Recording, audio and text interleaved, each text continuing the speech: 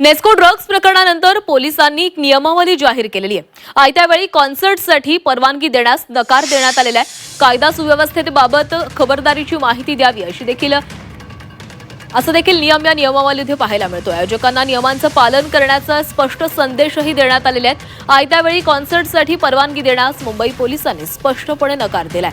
आयोजकांनी वेळेत प्रक्रिया पूर्ण करावी अशी कडक भूमिका देवेन भारती यांनी मांडलेली आहे। मोठ्या कॉन्सर्टसाठी आयोजक अनेक महिने आधीच प्रसिद्ध देशी विदेशी कलाकार निश्चित करतात आणि स्थळही ठरवतात। मात्र पोलीस व अन्य आवश्यक यंत्रणांकडे परवानगीसाठी अर्ज शेवटच्या 3 ते 4 आठवड्यामध्ये केला जातो।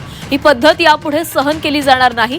तसंच कार्यक्रमादरम्यान कायदा सुव्यवस्था राखण्यासाठी कोणती खबरदारी घेतली जाईल याची सविस्तर माहितीही सादर करावी लागणार आहे। या निकषांवरच परवानगी देण्यात येईल।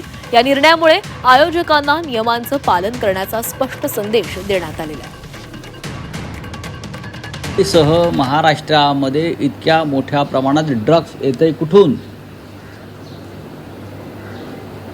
मुंबई हे ड्रग्जची राजधानी का होताना दिसते आहे? नाशिक का होताना दिसते आहे? पुण्यामध्ये ड्रग्ज का सापडत आहे? नागपूरला का सापडत आहे? सातारच्या दरे गावाजवळ इतक्या मोठ्या प्रमाणात ड्रग्जचा कारखाना कोणी निर्माण केला?